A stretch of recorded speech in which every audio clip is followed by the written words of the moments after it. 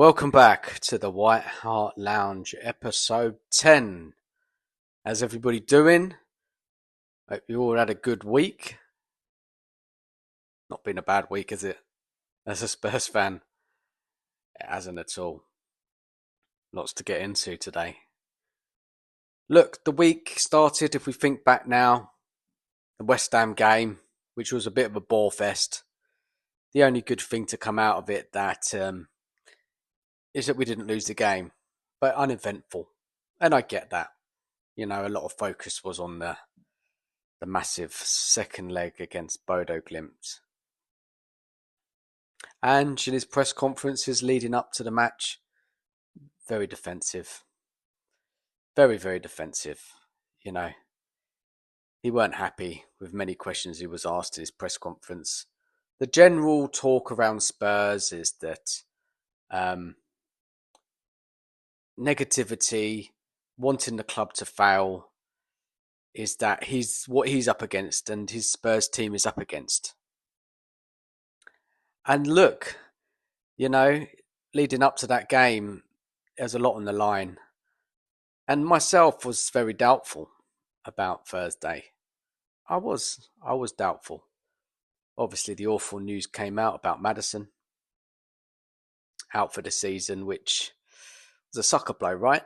And it was a sucker blow because he's the only kind of creative player who can make things happen.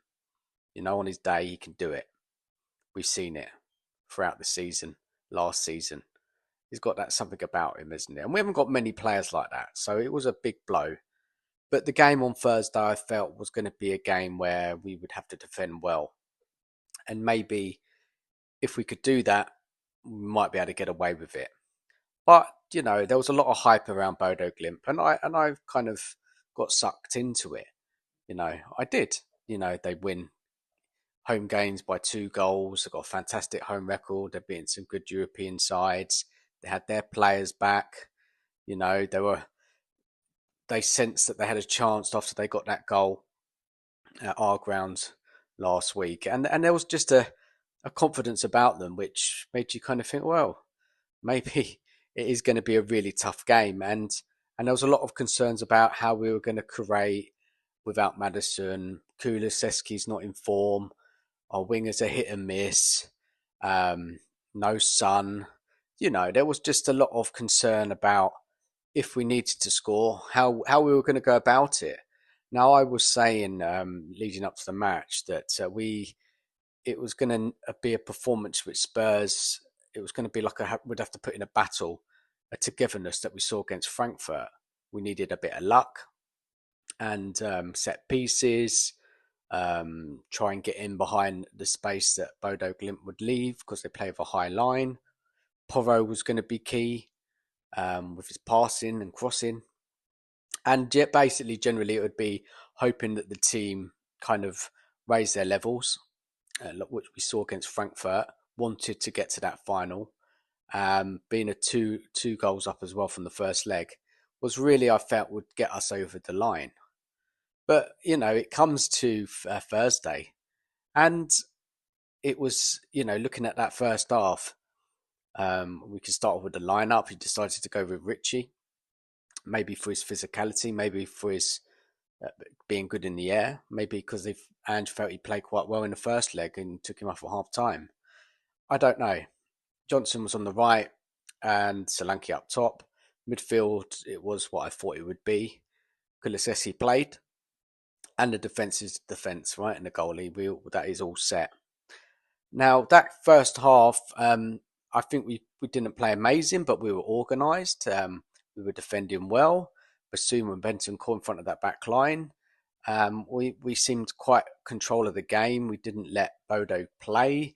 Look, they had a couple of little spells, but there wasn't chance after chance.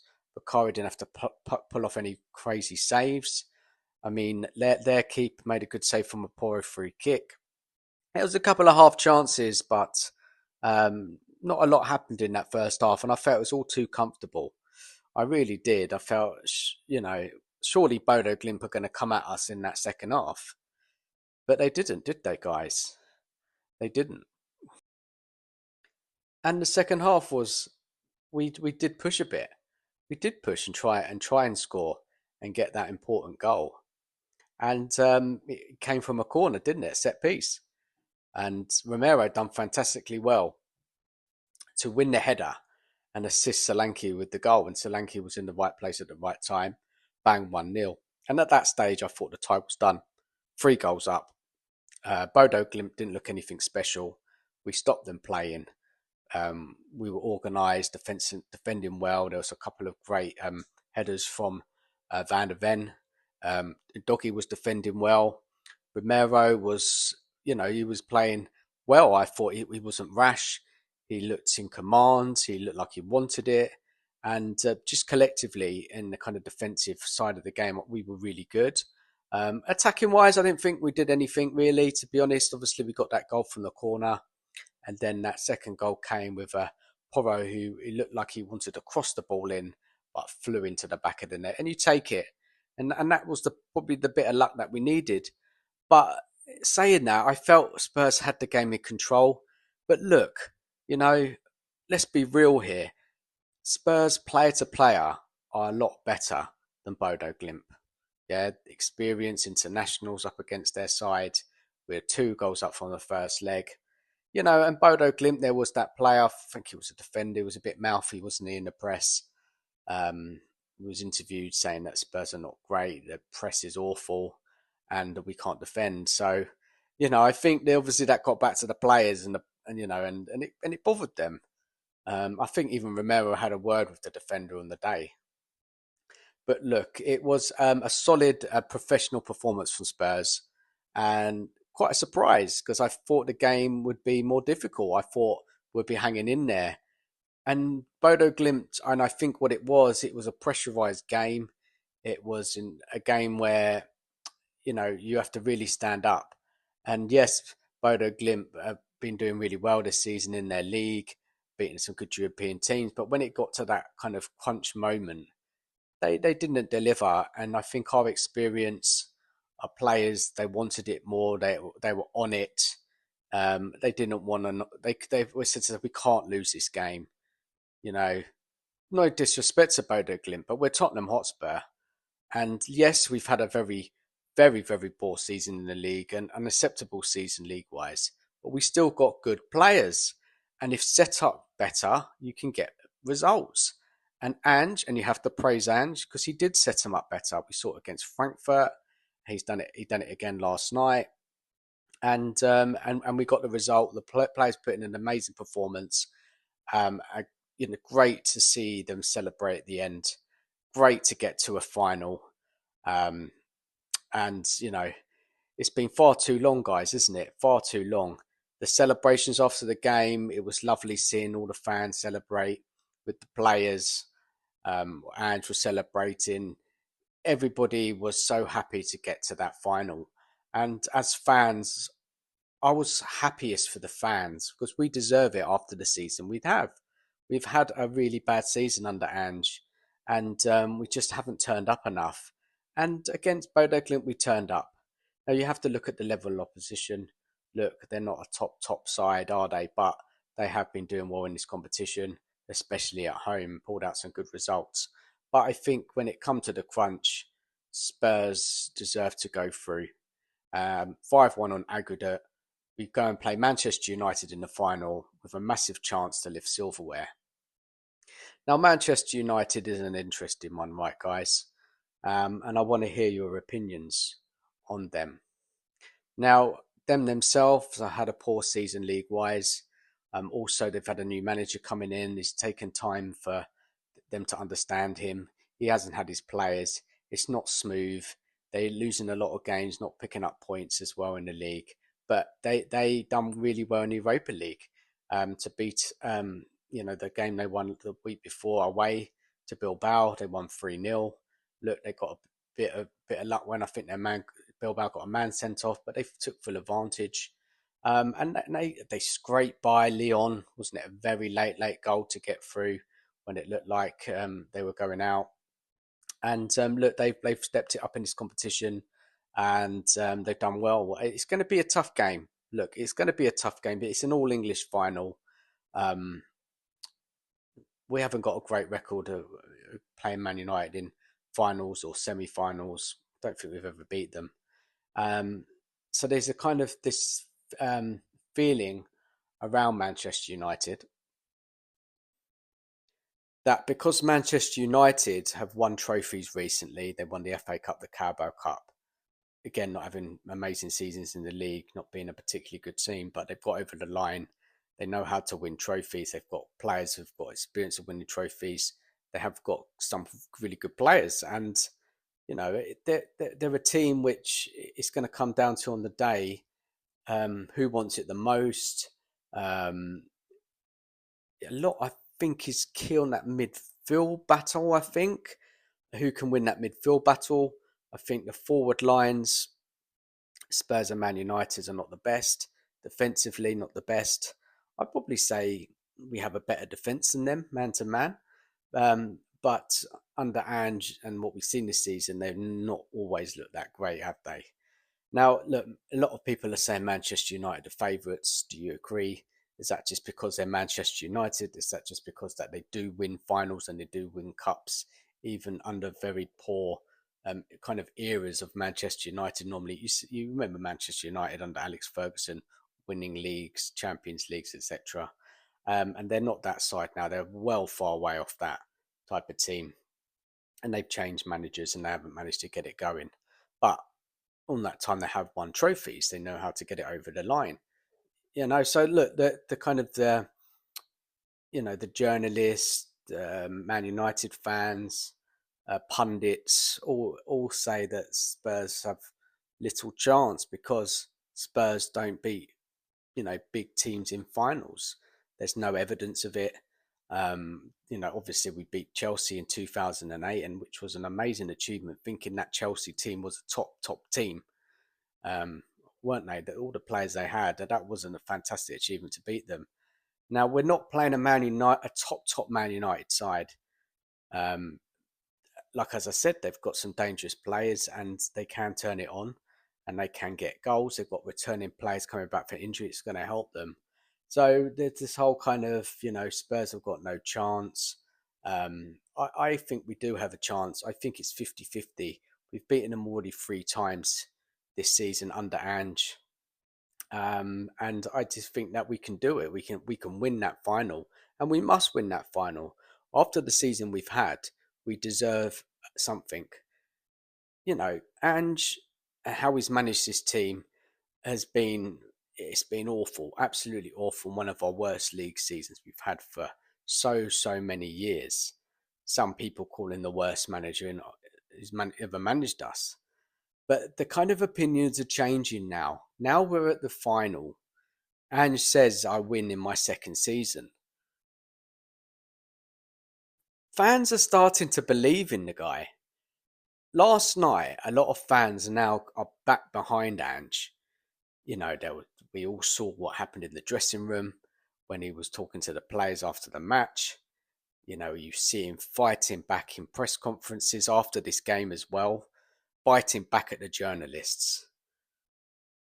It's not under the possibilities that we don't win this. We could win this final, and Ange can then turn around and say, "I do always win in my second season." But there's context here, guys. There is context here. We've had probably it has been an easy run to this final, hasn't it? Yes, we beat a good Frankfurt team. I thought Glimt were good, but after seeing them over 2 legs, I don't think they're that great. And then we play a Manchester United team who are one of the poorest Manchester United teams in years. And it's kind of been a bit of an easy run, a bit of a lucky run in some aspects. We haven't really had to play anyone amazing. And we find ourselves in a final where we can beat Manchester United, and we must beat Manchester United. And that's a success as fans we want. We want trophies. Yes, a lot of us don't like Ange. A lot of us are so frustrated with his tactics. But what we saw in this Europa League, that he has adjusted it and has made us harder to beat. Look, the attacking side of it hasn't been great, but the what's it called? The togetherness, the organisation, playing players slightly differently, not inverting the fullbacks, not playing a high line, getting the best out of players like Basuma and Bentancur. Like Basuma has been great the last couple of games, and you can see a team there, and that's because of Ange's adjusted the tactics. And this for me is unforgivable. Why didn't Ange take this approach last season, certain games this season, to get us more points? Only he can answer that. But what I feel is that a lot of fans are kind of forgiving him for this because he's got us to that final. And of course, we all want to win it. We want to win it. We're desperate for a trophy. But for me, even if we win it, it does not cover up on what a poor season we have had. Look, you may want to argue with me, you may want to disagree with me, and of course, please do. Everyone's got their own opinion on your team, how you see it. Um, but I don't know. It's just something doesn't sit with me well that suddenly things will be forgiven if we win it. Look, if we win it, fantastic. Biggest achievement since 2008, first European trophy for 41 years. It will be amazing, and we will all celebrate, go mad. It will be such a fantastic night if we do it. But the thing is, if we don't do it, then everybody again will be, Andrew's a failure. It's not been good enough. We didn't get over the line. People only remember finals if you win it. No one remembers the runners up. And as Spurs, we have been in this position over the years where we got to finals, semi-finals, and we've fallen short. Will we do it this time? Look, I pray we do. We deserve it as fans to get a trophy. We deserve it. But this kind of black and white, no. We win it, and deserves all the praise in the world. Yeah, fantastic. You've done brilliant. Yes, you've had quite a straightforward run, but you only can beat what's in front of you. If we lose,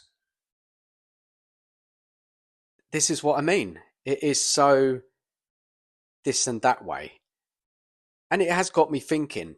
It has got me challenging my own thoughts about Ange and the season, and does that cover up what has been like an atrocious season in the league? Man, it's tough. It's tough because I want a trophy. All Spurs fans want trophies. And does that justify having a poor league season if we win a trophy? It's success. It will mean that we've had a good season winning the trophy and getting into the Champions League next season. Are we a good team under Ange? No, I don't think we are. I don't think we are a good team under Ange because the league table is the evidence of it. A cup run is a cup run. Yeah, we've seen teams win cups over the years which have not had good league seasons. We've even seen lower end teams win FA Cups, Carabao Cups, etc. Give us your thoughts on what I said.